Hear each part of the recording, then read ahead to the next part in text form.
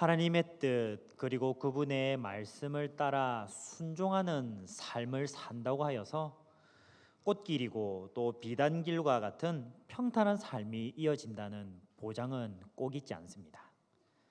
오히려 자신의 영달을 위하여 방해가 되는 장애물들을 제거하는데 혈안이 된 악인들의 표정이 또한 되기도 십삭입니다.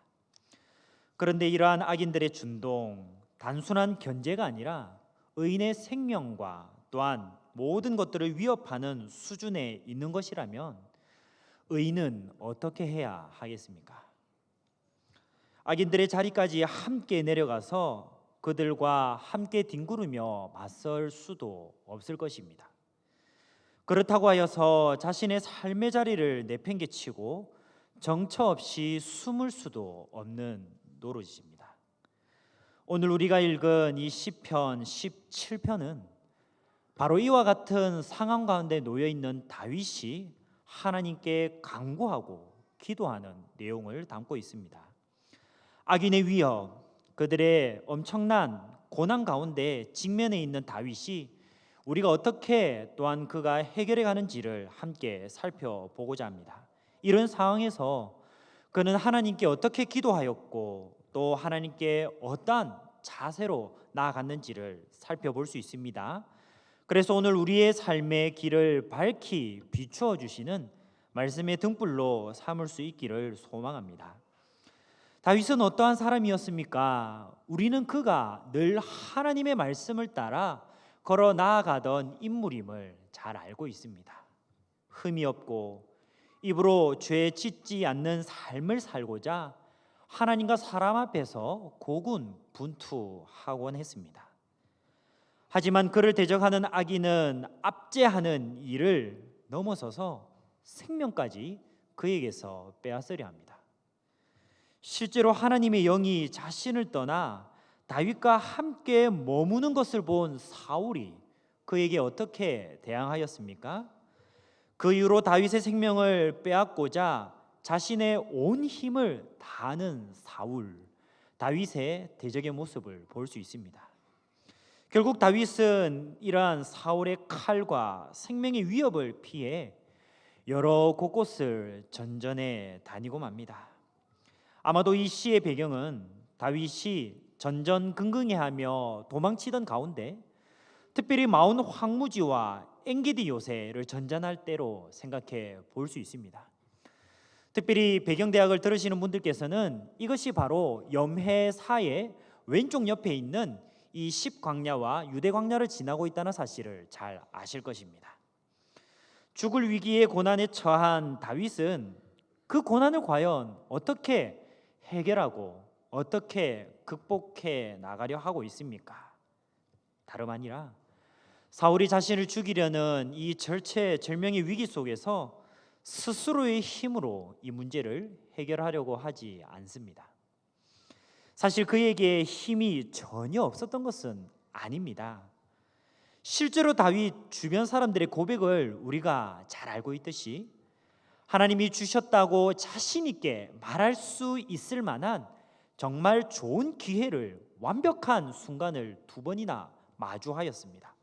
한 번은 사울이 뒤를 보러 굴에 혼자 들어갔을 때였습니다. 또 다른 한 번은 추격에 지친 사울과 그의 군대가 깊은 잠에 빠져 다윗의 접근을 알아차리지 못할 때였습니다. 이와 같이 두 번 모두 다윗의 측근들은 바로 하나님께서 주신 기회입니다 라고 말하며 다윗으로 하여금 사울을 죽일 것을 권유하였습니다. 하지만 다윗의 결정은 어떠하였습니까? 자기가 지금 스스로 가지고 있는 힘과 능력을 다해서 그리고 스스로 마주한 것처럼 보이는 절호의 기회를 선용하지 않았습니다. 다윗이 측근들의 말을 따라 사울을 직접 자신의 손으로 피묻히기를 기뻐하지 않았다는 것입니다. 그 이유가 과연 무엇이겠습니까? 하나님께서 기름 부어 세우신 왕 그 사울을 자신의 임의대로 심판할 수 없다는 사실을 잘 알았기 때문입니다. 기름 부어 세우신 왕 사울을 심판하실 수 있는 유일한 분은 바로 하나님 한 분밖에 없다는 그의 생각을 우리가 잘 엿볼 수 있습니다. 사무엘상 26장 9절부터 10절까지의 내용입니다. 다윗이 아비새에게 이르되 죽이지 말라. 누군지 손을 들어 여호와의 기름 부음 받은 자를 치면 죄가 없겠느냐 하고, 다윗이 또 이르되 여호와께서 살아계심을 두고 맹세하노니 여호와께서 그를 치시리니 혹은 죽을 날이 이르거나 또는 전장에 나가서 망하리라. 그렇습니다. 다윗은 하나님이 세우신 왕이라는 그 이유 하나만으로 조로의 기회 가운데 마주하고 있는 사울을 그저 놓아 보내주었습니다. 자기 목숨은 오히려 경각에 달려 있었음에도 이렇듯 하나님의 뜻과 의중을 살피려 한 그의 모습을 보게 됩니다. 왜냐하면 다윗은 자신이 행할 바가 무엇인지를 말씀을 통하여, 하나님과의 교제를 통하여 분명히 알고 있었기 때문입니다. 그래서 그는 원수 갚는 일을 누구에게 맡깁니까? 자신의 능력에 맡겼습니까? 아니면 주변 지인들에게 그저 돌려가며 부탁하였습니까? 아닙니다. 오히려 하나님 아버지께 맡깁니다. 그래서 원수 갚는 일을 하나님께서 또한 자신의 손으로부터 이끌어내어 달라고, 또한 자신의 목숨이 위협받는 가운데 있는 자신을 하나님의 구원의 손으로 구원해 달라는 기도를 드렸습니다. 오늘 말씀 속 가운데 1절을 보시기 바랍니다. 1절 가운데에는 의의 호소, 나의 울부짖음, 거짓되지 아니한 입술에서 나오는 나의 기도라는 표현을 찾아볼 수 있습니다. 이 표현들은 하나님께서 자신의 마음의 중심, 특별히 다윗 자신이 지금 당하고 있는 고통을 잘 알아달라는 뜻입니다. 다윗의 마음이 어떠한지를 잘 드러내고 있는 대목인 것이죠. 정말 다윗은 4절부터 5절까지의 말씀처럼 스스로 삼가서 포악한 자의 길을 가지 않으려 하였습니다. 또 주의 길, 하나님의 말씀 위에 서서 기도하는 모습을 끝까지 이루려 하지 않았습니다. 사실 문제없는 인생 어디에도 없죠. 그 누구도 없다고 말할 수 있을 것입니다. 각자 저마다의 문제와 고민과 고군분투해야 할 많은 일들로 매일매일을 씨름합니다. 오늘 이 말씀을 대하는 우리들이 먼저 생각하고 고민해야 될 부분이 하나 있습니다. 과연 하나님의 변호와 구원과 그의 도우심을 구하기 이전에 우리는 과연 그분과의 관계 속에서 올바로 서 있는지를 살펴보는 일입니다. 점검해 보아야 할 필요가 있다는 사실입니다. 혹시나 외식하는 자처럼 겉으로 보일 모양새만 생각하여 세상 속에서 아주 절묘하게 처세하고 있지는 않은지를 우리가 바라보아야 합니다. 그래서 하나님 앞에서 정말 내 마음에 흠이 없다고 자신할 수 있는지, 또한 하나님의 도우심을 바라보며 그분의 선하신 뜻 가운데 서 있으려 하는지를 거울 비추듯 돌아보아야 할 것입니다. 오늘 말씀 중 3절을 다 함께 한 목소리로 읽으시겠습니다. 주께서 내 마음을 시험하시고 밤에 내게 오시어서 나를 감찰하셨으나 흠을 찾지 못하셨사오니 내가 결심하고 입으로 범죄하지 아니하리이다. 3절 말씀 속 표현 가운데 마음이라는 단어가 있습니다. 히브리어 단어로 레브입니다. 이 단어는 단지 단순한 감정뿐만 아니라 우리의 내면, 곧 마음의 중심, 곧 더 나아가 전 인격을 의미합니다.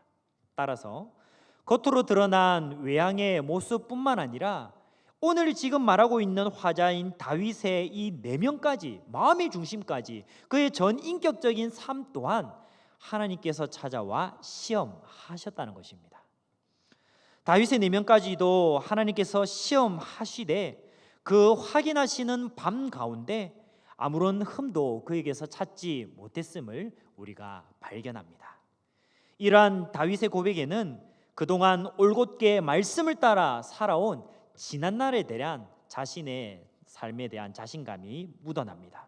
이 자신감은 교만한 만용에서 비롯되었다라기보다는 말씀을 따르는 그 삶을 목숨처럼 여겼던 그의 신앙에서 비롯된 표현입니다.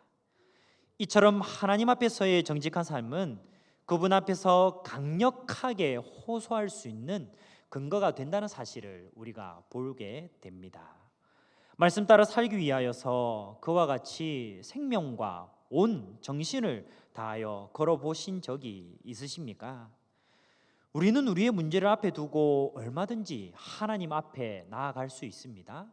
하나님 앞에 나아갈 뿐만 아니라 그분의 긍휼과 도우심과 주권으로 붙드심을 또한 기대할 수 있습니다. 우리 약함까지도 넉넉히 품어주실 뿐만 아니라 긍휼히 여겨주시는 그분의 사랑에 우리가 기댈 수 있다는 사실입니다. 참된 그리스도인답게 우리는 오늘 우리 말씀을 통해서 주시듯이 베드로전서 2장 23절의 말씀을 통하여 예수 그리스도를 닮아 갈 수 있습니다. 욕을 당하시되 맞대어 욕하지 아니하시고 고난을 당하시되 위협하지 아니하시고 오직 공의로 심판하시는 이에게 부탁하신 이러한 예수님을 닮아 가야 하는 것입니다. 마음대의 말씀을 따르는 삶을 살아가고 있는지, 믿음에 충실한 삶을 살고 있는지 되돌아보시기를 소망합니다. 그래서 주님이 기뻐하시는 삶을 매일마다 이어나갈 수 있는 하늘샘 교회 성도들, 또 지체들, 특별히 직분자들 모두가 되시기를 소망합니다. 계속 이어서 다윗은 하나님께 자신의 온전함을 호소할 뿐만 아니라 응답의 확신을 가지고 하나님께 기도합니다. 다윗은 오늘 말씀 속 가운데 6절 표현대로 자신의 요청에 응답하시기를 구합니다.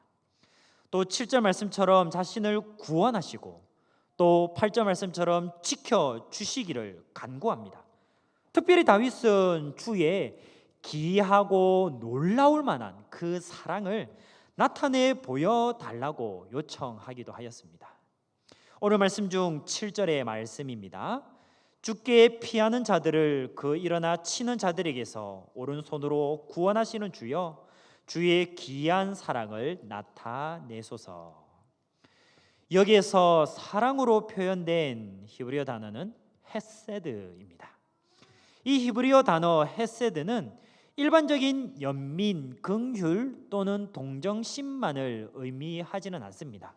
좀 더 나아가 언약의 관계 속에 있는 그 하나님께서 자기 백성을 향하여서 또한 백성이 백성 사이에서 베푸는 사랑과 또한 돌봄을 가리킵니다. 하나님께서 말씀에 순종하며 살아가는 이 각 성도의 공경과 처해 있는 고난을 그저 바라보시기만 하실 분이 아니라는 사실입니다. 강 건너 불구경 하듯이 그저 관망만 하시지 않을 거라는 이 확신이 다윗에게 있었다는 사실을 우리가 말씀을 통해 볼 수 있습니다. 하나님이 이러한 헤세드는 의인을 핍박하는 사울과 같은 이들, 곧 하나님이 없다고 스스로 악하게 여길 뿐만 아니라 온전히 자기의 유익만을 따라 행하는 사람들은 결코 알 수 없는, 맛볼 수 없는 사랑입니다. 하나님께서는 그분의 백성으로 말씀을 따라 순종하며 나아가는 이들을 향해 그의 선하신 얼굴을 비추신다는 사실 믿으십니까? 그가 가는 일에 필요한 은혜를 날마다 공급하시는 분이심을 믿으시기 바랍니다. 그가 공급하시는 은혜는 매우 확실하고 매우 강력하기 때문입니다. 다윗이 사용한 단어 가운데 하나님의 능력을 상징하는 표현 오른손이라는 표현이 있습니다. 그 구원의 경이로움을 또한 표현하는 기한이라는 단어도 있었습니다. 그리고 헤세드라고 설명했던 사랑이라는 개념이 또한 이 구절 가운데 잘 녹아 있습니다. 이 세 가지 단어들, 오른손, 기한, 그리고 사랑이라는 단어들은 사실 우리가 출애굽의 모습 가운데서도 동일하게 사용된 적이 있음을 알게 됩니다. 모세가 홍해를 가르고 난 이후에 불렀던 노래에서 바로 선하신 하나님의 도우심을 찬양할 때 사용하였던 단어이기 때문입니다. 다윗은 이러한 단어들을 그 문맥을 따라 하나님께 사용하며 표현해 놓았습니다. 이는 히브리인들을 압제했던 이집트의 파라오와 자신을 압제하는 사울을 같은 병행선 안에 두며 이야기하고 있는 것입니다. 하나님께서 자기 조상들을 출애굽시켜 주시며 구원의 기쁨을 주셨던 것처럼 자신 또한 출애굽시켜 주시며 사울의 손으로부터 벗어나게 해 주실 일을 어떻게 했다고요? 확신하였다라는 사실입니다. 다윗을 압제하는 원수는 어떠한 사람이었습니까? 하나님의 은총과 은혜를 받아 살이 참 많이 포동하게 쪘음에도 불구하고 그 은혜와 그 은총을 기억하지 못한 사람이었습니다. 하나님께서 주신 그 재물과 또 모든 것으로 배후를 채웠던 이 모습들이 마치 당연하게 자신의 것인 양 당당하게 여기던 사람이었던 것입니다. 선물로 거저 주신 하나님을 잊어버렸습니다. 자신을 앞세웠던 이 사울의 인생을 간략하게 다윗이 이토록 표현하고 있습니다. 이런 원수로부터 해방되는 일이 참 마땅하다고 다윗은 하나님께 목소리 높여 간구하여 기도합니다. 그런데 당장 원수로부터 벗어나는 일을 위해서만 기도하는 일로 그치지 않습니다. 오늘 말씀 중 8절과 9절의 말씀입니다. 나를 눈동자같이 지키시고 주의 날개 그늘 아래에 감추사 내 앞에서 나를 압제하는 악인들과 나의 목숨을 노리는 원수들에게서 벗어나게 하소서. 여기를 잘 보시면 단지 사울의 압제 아래에서 벗어나는 일뿐만 아니라 한 걸음 더 나아가 하나님의 눈동자와 같이 계속하여 지켜 보호하여 달라고 기도합니다. 문제에서 해방되었다고 모든 일이 끝난 것이 아니기 때문입니다. 우리의 힘만으로 살아갈 수가 없기 때문에 다윗은 앞으로도 동일한 하나님의 보호하심과 인도하심을 스스로 간구합니다. 눈동자와 같이 참 안전하게 소중하게 능력으로 지키실 것, 그리고 선하신 그분의 통치를 받으며 살기를 간절히 원하였다라는 사실입니다. 이것이 우리가 당장의 문제 해결을 위해서뿐만 아니라 매일매일마다 그분의 뜻대로 살아가는 일과 그분의 도우심을 바라기 위해 드려야 할 기도의 모습이 아니겠습니까? 날마다 말씀 따라 살아도 고통받지 않고 차별받지 않고 오히려 하나님의 평안을 누릴 수 있는 삶을 바라며 기도를 해야 하겠습니다. 하지만 꼭 그와 같은 평안한 삶만이 우리에게 펼쳐지는 것이 아니라 할지라도 선하신 하나님의 능력을 우리가 의심하지 않고 바라보며 끝끝내 구원과 하나님 나라에서의 삶을 우리에게 주실 것을 바라보며 나아가야 할 줄로 믿습니다. 여전히 고난 가운데 그와 같이 있다 할지라도 평안을 주시고 구원을 주시는 하나님의 응답을 확신하며 나아가야 하는 것입니다. 영원히 함께 하시며 능력이 있으신 우리 주님께 나아가 눈동자와 같이 지켜 보호하여 달라고 믿음의 확신을 가지고 기도하셨으면 참 좋겠습니다. 주의 날개 그늘 아래 감추사 우리 앞에서 우리를 압제하는 악인들과 우리의 목숨을 위협하는 원수들에게서 벗어나게 하여 주시옵소서라고 기도할 수 있어야 하겠습니다. 다윗은 이토록 심각한 위기와 절체절명의 고난 속에서도 이러한 기도의 자세로 하나님께 나아갔습니다. 뿐만 아니라 기도에 응답하실 하나님의 선하심, 그 능력 확신하며 찬양하는 데까지 나아갔다는 것입니다. 오늘 말씀 중 15절을 다 함께 한 목소리로 읽으시겠습니다. 나는 의로운 중에 주의 얼굴을 배우리니 깰 때에 주의 형상으로 만족하리이다. 이런 고백을 우리가 쉽사리 할 수 있을까요? 할 수 없을까요? 쉽지 않습니다. 우리의 성정과 한치 앞을 헤아릴 수 없는 우리의 능력으로는 하나님을 이런 상황 가운데서도 믿고 신뢰하고 감사하고 만족한다, 오직 하나님께서 주시는 힘과 능력과 지혜, 성령의 도우심으로만 가능하다는 사실을 말씀을 읽자마자 우리는 느낄 수 있습니다. 그렇습니다. 다윗도 우리와 동일한 성정을 가지고 있는 사람이었기에 만족할 수 없었고, 감사할 수 없었고, 찬양할 수 없었고, 응답하심을 기대할 수 없었을 수도 있습니다. 하지만 그럼에도 불구하고 여전히 동일하게 살아 역사하시는 하나님을 다윗이 바라보았던 것처럼 오늘날 우리에게도 동일한 기도의 자세, 동일한 믿음의 시선, 동일한 하나님을 믿는 겸손의 자세가 있어야 한다는 사실입니다. 고난과 어려운 상황과 우리가 타개해야 할 수많은 어려운 삶의 일들은 여전히 그대로인 것처럼 보입니다. 개선되었다는 어떤 여지도 기도하는 가운데 참 찾아볼 수가 없을 수도 있습니다. 하지만 모든 시편들이 자연스럽게 끝을 어떻게 맺어 나아가고 있습니까? 어려운 상황 속에서 또는 응답하심 가운데서 자연스럽게 하나님을 찬양하고 끝을 맺는 아름다운 신앙의 모습을 보여주고 있습니다. 하나님의 개입과 도우심과 붙드신다는 사실을 확신할 수 있었기 때문입니다. 이러한 확신의 믿음을 가지고 하나님을 찬양하며 나아가고 있는 시편의 기자들인 것입니다. 어떻게 이런 찬양이 가능할 수 있겠습니까? 그들이 매일매일을 말씀대로 살아 순종하며 나아가는 가운데 고난을 때로 겪기도 하지만 때로는 자신의 뜻대로 술술 잘 풀리지 않는 일을 경험하기도 하지만 그때마다 하나님이 은혜 주심을 작고 크게 경험할 수 있었기 때문입니다. 매 순간 고난을 당하여도 감내할 수 있도록 도와주셨다는 이 과거의 경험이 현재의 상황과 미래에 닥칠 모든 일에 대하여 소망을 가지게 합니다. 이런 위기가 다윗에게는 처음이 아니기 때문입니다.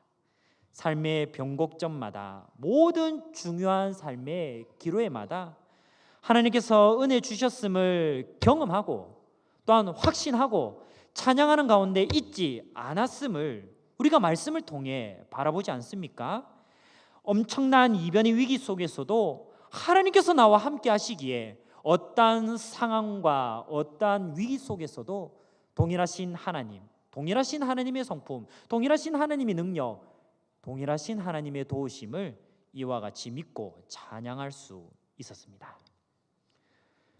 오늘을 살아가는 우리도 동일합니다. 하나님은 여전히 동일하게 살아 계시고요, 여전히 우리가 겪는 고난은 수없이 많고요, 여전히 우리의 믿음은 그와 동일합니다. 다른 것은 우리가 다윗과 같이 하나님의 선하심을 과거로부터 현재까지 돌아보는 모습이 있었느냐 없었느냐의 차이입니다. 이런 과거의 경험들이 오늘 다 나와 함께 하시며 은혜 베푸시는 하나님을 비로소 바라볼 수 있게 하기 때문입니다. 제 사택에 보시면 이제 각 창문들이 있고요, 그 창문들 너머에는 뭐가 하나 더 창이 쳐져 있냐면 보통 이제 모기나 벌레들을 막아주는 이제 이런 그걸 뭐라 하죠? 이제 그런 창들이 이제 하나 더 있습니다. 그런데 여기를 보시게 되면 이 두 가지의 이제 칸막이를 지나야 그 밖에 펼쳐져 있는 아름다운 자연의 모습과 삶의 배경들을 관망할 수 있게 되는 것이죠. 만약에 밖에 있는 자연과 또한 아름다운 삶의 배경들의 모습을 집중해서 멀리 선택적으로 쳐다보게 된다면 그 앞에 있는 이제 뭐 조망 같은 것들, 앞에 쳐져 있는 그런 철조망 같은 것이 잘 보이지 않고 흐려지게 됩니다. 반대로 당장 앞에 막혀져 있는 이 철조망 같은 것에 너무 집중하며 밖을 쳐다보지 못하게 되면 무엇이 더 눈에 선명하게 들어옵니까? 철조망에 이런 사선들이 더 눈에 들어오게 되죠. 반대로 그런 것처럼 동시에 밖에 있는 우리가 바라볼 수 있는 드넓은 세상의 환경과 자연의 모습들은 오히려 흐려지게 됩니다. 우리는 이러한 비슷한 원리를 카메라 초점 맞추는 모습에서도 발견할 수 있죠. 똑같습니다. 우리가 하나님의 은혜를 또한 동일하게 받고 있고요, 동일하게 고난 가운데 경험을 하고 있습니다. 고난을 먼저 바라보며 집중할 것인가? 아니면 그 가운데서도 동일하게 살아 역사하시는 하나님의 도우심과 선하신 능력에 초점을 더 맞출 것인가? 이 선택은 우리 각자의 몫입니다. 하지만 그럼에도 불구하고 동일하게 살아 역사하시는 하나님을 바라보며 우리가 나아갈 때 고난 중에도 해결할 수 없는 여러 어려움 속에서도 하나님께서 함께 하신다는 사실을 믿을 수 있기를 원합니다. 믿으며 나아가는 데서 그치는 것이 아니라 그분의 얼굴을 구하며 바라며 기도하시기를 원합니다. 기도하시는 데서 더 그치는 것이 아니라 더 나아가 하나님을 찬양하고 응답하심을 확신하며 감사하는 우리 모두가 되시기를 간절히 소망합니다. 이러한 기대와 소망을 품고 묵묵히 말씀 따라 순종하며 나아갈 때 은혜로 하나님의 능력으로 그분의 힘과 지혜로 고난을 이기는 삶 사시는 우리 모두가 되시기를 간절히 소망합니다. 이 시간 들은 말씀을 가지고